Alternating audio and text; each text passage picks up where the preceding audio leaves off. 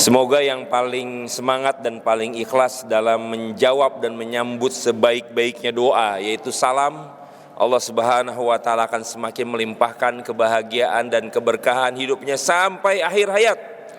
Allah berikan kesehatan lahir dan batin. Allah jauhkan dari berbagai penyakit dan musibah. Allah limpahkan rezeki yang halal dan barokah.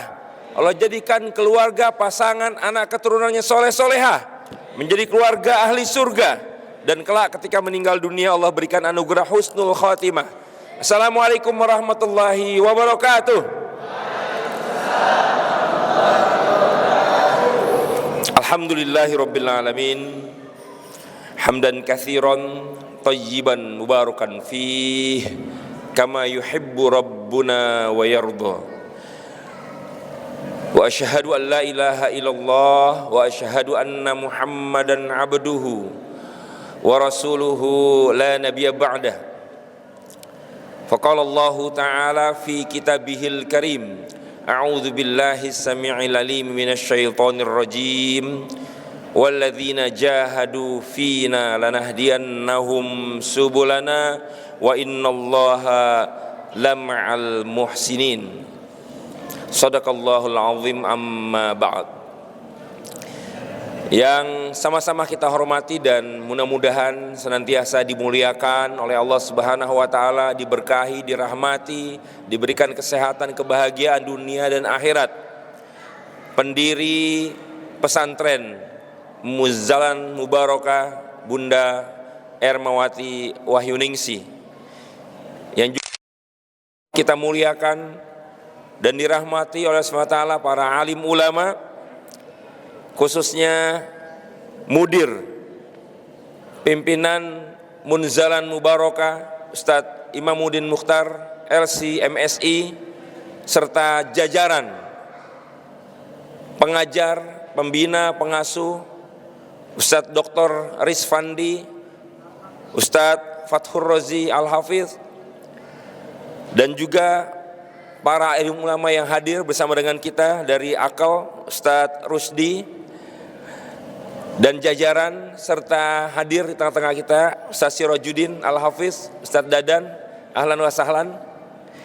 Dan yang juga sama-sama kita hormati para umaro kita yang hadir di tengah-tengah kita menjadi saksi sejarah, yaitu Sekretaris Kelurahan Tugu Bapak Suko Mandoyo SE, dan juga Bapak RW 011 Kelurahan Tugu Bapak Haji Ahmad Asmawi, beserta segenap pengasuh Dewan Penasehat Pesantren Munzalan Mubarakah, Bapak Putro, Pak Dodi, serta segenap para donatur yang hadir, serta para orang tua santri, dan yang juga teristimewa santri-santri kita yang ada di depan kita, 5 orang mujahid yang baru saja diwisuda. Kita tepuk tangan buat mereka semua. Hari ini kita berada di penghujung bulan apa? Dzulhijjah. Bulan haji, bulan haram, bulan mulia, bulan agung. Dan kita akan memasuki sebentar lagi bulan haram yang berikutnya, itu bulan Muharram 1446.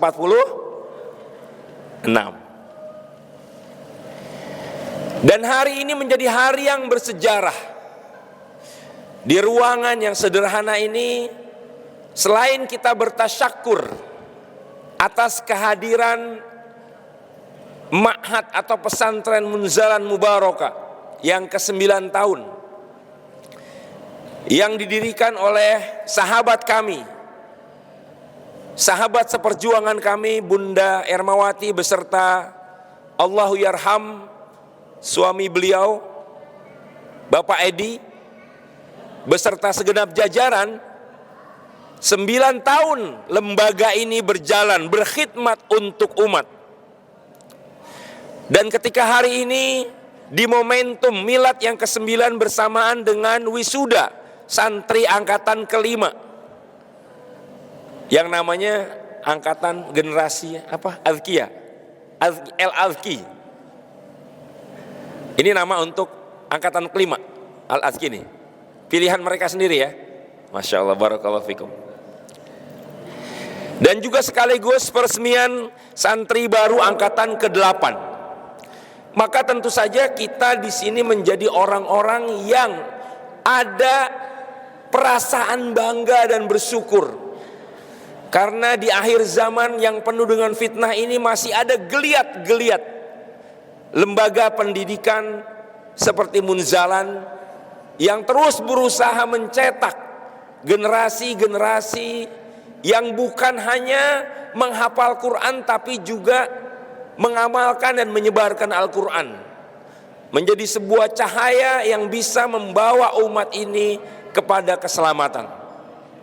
Hadirin yang dimuliakan oleh Allah Subhanahu wa taala, izinkan saya sedikit menyampaikan pesan-pesan untuk kelima putra-putri kita, saudara-saudari kita, 5 orang mujahid yang baru saja diwisuda dan lulus menyelesaikan pendidikannya di pesantren ini.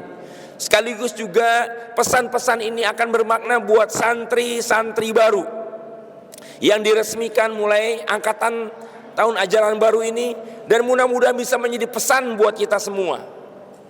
Pesan yang sederhana di momentum yang sangat mulia, yang sangat agung di bulan haram Dzulhijjah, yaitu pesan tentang bagaimana kita semua para santri yang baru wisuda, yang baru bergabung, yang sedang belajar, dan kita semua menjadi orang-orang yang mampu mengambil apa yang disebut dengan kode keras. Nah, ini bahasa anak muda ya, kode keras. Kode keras itu artinya adalah ada sinyal yang betul-betul nyata, ada sinyal yang betul-betul kuat yang diberikan oleh Allah Subhanahu wa taala dari momentum pertemuan hari ini di waktu yang mulia ini. Apa sinyalnya? Apa kode kerasnya? Yaitu kode keras untuk menjadikan bulan Dzulhijjah, bulan-bulan haram, bulan-bulan haji ini untuk mengambil keteladanan dari satu sosok manusia agung di muka bumi. Bahkan saking agungnya manusia ini, Rasulullah Shallallahu Alaihi Wasallam teladan kita pun disuruh untuk belajar dari beliau, yaitu sesosok nama yang bernama siapa? Nabi Ibrahim alaihi salam. Pesan saya sedikit untuk para santri yang baru diwisuda, yaitu jadilah Ibrahim. Jadilah manusia-manusia yang memiliki karakter, yang memiliki semangat, yang memiliki kepedulian, yang memiliki semangat juang seperti Nabi Ibrahim, sekaligus semangat kecerdasan. Nabi Ibrahim alaihissalam memiliki kecerdasan, dan kalau angkatan kelima ini menamakan dirinya sebagai Al-Azki yang artinya cerdas, itulah karakter yang dimiliki oleh Nabi Ibrahim alaihissalam. Kenapa? Karena kita tahu bagaimana sejarahnya Nabi Ibrahim alaihissalam ketika berdakwah, mendakwahkan risalah tauhid di tengah-tengah kaumnya yang melakukan kesyirikan. Beliau dengan perencanaan yang sangat cerdas mampu untuk merontokkan cara berpikir yang jahiliyah dari kaumnya. Ketika satu episode perjalanan beliau, berhala-berhala diruntuhkan di Mekah, dan kemudian disisakan satu berhala, dan kemudian dikalungkanlah kapak itu di leher berhala yang paling besar. Ketika kaumnya selesai melaksanakan prosesi penyembahan ritual berhala di luar kota, kembali lagi ke kota Mekah, mereka terkaget-kaget, terkejut luar biasa. Tuhan-tuhannya itu sudah hancur lebur. Shock mereka, shock. Takut kenapa? Takut kena bala. Ya, kalau kayak orang sekarang tuh takut kualat. Dan ternyata mereka sudah tidak lagi melakukan upaya mencari dalang pelaku dari penghancuran berhala-berhala itu. Kenapa? Karena selama beberapa waktu sebelumnya terus Nabi Ibrahim alaihissalam berusaha untuk mengingatkan mereka, menyadarkan mereka tentang kebodohan mereka. Sehingga apa? Mereka langsung menuju kepada sebuah nama bernama Ibrahim. Ibrahim yang dituduh. Udah gak pakai penyelidikan lagi, udah gak pakai pemanggilan saksi lagi, langsung divonis Ibrahimlah pelakunya, dan kemudian dipanggil. Saat itulah kemudian terjadi dialog. Di dalam Al-Quran, di dalam surat Al-Anbiya dijelaskan bagaimana dialog Ibrahim dengan orang-orang Quraisy, dengan penguasa yang zalim ketika itu, Raja Namrud. Dan dialog itu sedemikian rupa menggambarkan kecerdasan Nabi Ibrahim alaihissalam ketika ditegaskan, kamu ya yang menghancurkan semua berhala-berhala ini. Kira-kira gitu dialognya. Dan kemudian Ibrahim menjawab, loh kenapa nuduh saya? Tuh tanya tuh sama berhala yang paling besar, yang di kalungnya, yang di lehernya ada dikalungkan kampak. Kemudian apa kata mereka? Mereka mengatakan, kamu tuh otaknya di mana? Otaknya di dengkul ya. Udah tahu patung, kok saya suruh ngomong sama patung, suruh nanya sama patung? Kata Raja Namrud dan antek-anteknya ini. Apa jawaban Ibrahim? Kalau bahasa kita ya, yang gak punya otak siapa? Udah tahu patung, ngomong juga gak bisa, gak tahu apa-apa. Ya, alhamdulillah. Selamat jalan Pak Sekretaris Kelurahan. Sampai ketemu lagi. Terima kasih banyak. Salam buat Pak Lurah, Pak RW. Terima kasih banyak. Salam buat keluarga. Dan jawabannya adalah apa? Ibrahim begitu cerdas. Dan itulah yang membuat banyak kaumnya ketika itu sadar, terbuka matanya. Meskipun Ibrahim harus menghadapi ujian, dia dihukum dengan cara yang sangat keji, yaitu dibakar di tengah kobaran api. Tapi itulah cara Allah Subhanahu wa taala untuk membuktikan apa yang dibawa oleh Ibrahim adalah sebuah kebenaran. Dan akhirnya dakwah yang dibawa oleh Nabi Ibrahim alaihissalam bisa membawa cahaya kepada kaumnya ketika itu. Banyak yang mengikuti jalan tauhid. Singkat kata, perjuangan Nabi Ibrahim alaihissalam itulah yang kemudian diabadikan di dalam Al-Quran, yang bahkan kita sendiri sekarang disuruh mengikuti Nabi Ibrahim alaihissalam, sebagaimana Rasulullah disuruh untuk mengikuti Nabi Ibrahim alaihissalam. Ya, wattabi millata Ibrahim hanifa. Hadirin yang dimuliakan oleh Allah SWT dan khususnya para santri, maka keteladanan yang ada pada diri Nabi Ibrahim itulah yang harus kita bawa sepanjang hidup. Bapak dan Ibu sekalian yang Allah muliakan, apakah kita meneladani Nabi Ibrahim alaihissalam hanya ketika kita berada di momentum bulan Dzulhijjah, bulan-bulan haji? Jawabannya tidak. Kenapa? Karena sadar atau tidak, banyak di antara kita yang belum ngeh bahwa kita dalam setiap hari itu disetting untuk meneladani Nabi Ibrahim alaihissalam. Di mana? Yaitu di dalam amalan utama kita dalam sehari-hari, yaitu sholat. Di dalam sholat, Bapak dan Ibu sekalian, para santri khususnya, kita disetting untuk terus-menerus mengenang spirit perjuangan, spirit dakwah, spirit kecerdasan Nabi Ibrahim alaihissalam melalui bacaan di dalam sholat kita, yaitu bacaan apa? Tahiyat. Setiap kali kita bertahiyat, kita menyebut nama Ibrahim alaihissalam. Ada yang pernah menghitung berapa kali kita menyebut nama Ibrahim dalam setiap hari? Enggak? Coba berapa kali? 27. Oh, lihat, santri senior bilang 27. Ya, santri junior, alumni berapa? Coba, ini banyak yang gak ngeh nih.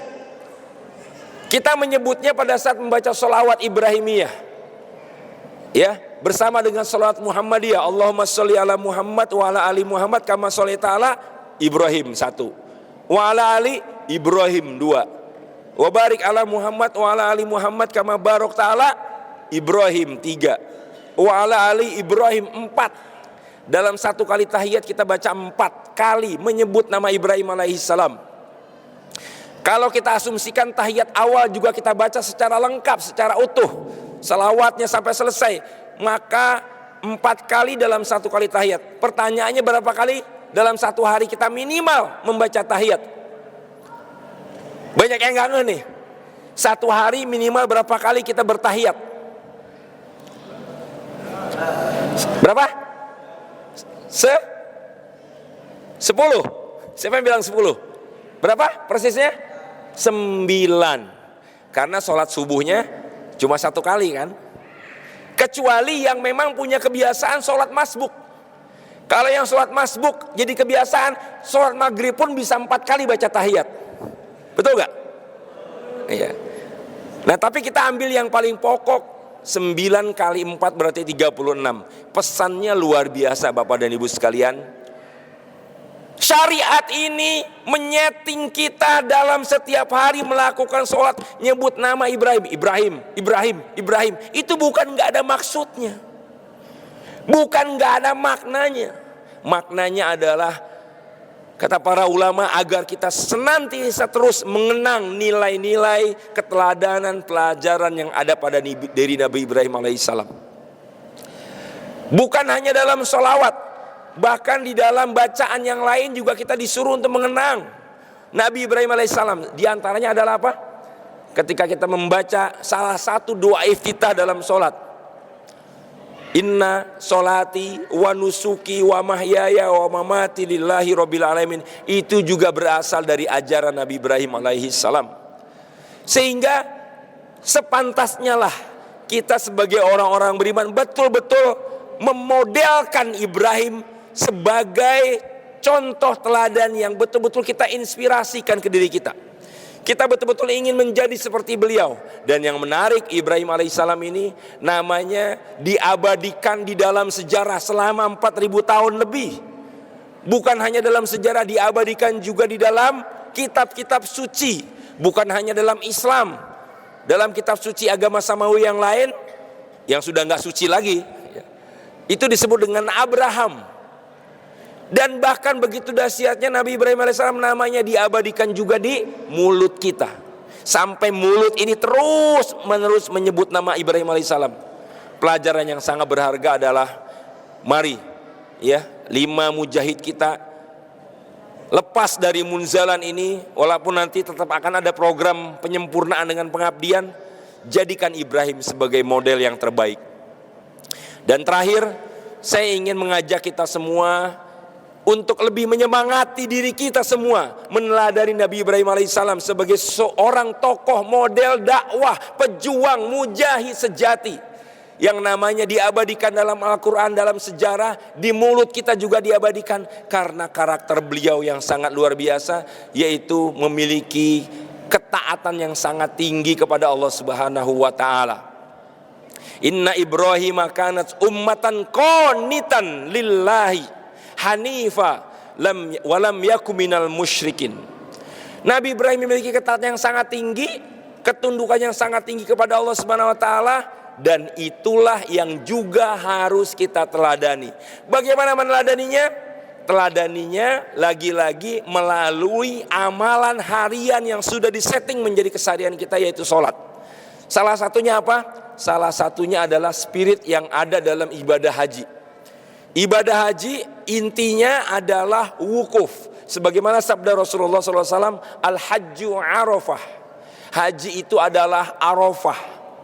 Dan ketika kita mengetahui Ibrahim alaihissalam sebagai tokoh sentral dalam ibadah haji, dan namanya selalu disebutkan, maka mari sama-sama kita hadirkan semangat ketaatan sebagaimana Nabi Ibrahim alaihissalam yang selalu berusaha menunjukkan ketundukan, kepatuhannya, kecintaannya, pengorbanannya kepada Allah Subhanahu wa taala. Itulah yang harus dibawa oleh para mujahid dan juga oleh para santri baru, oleh kita semua.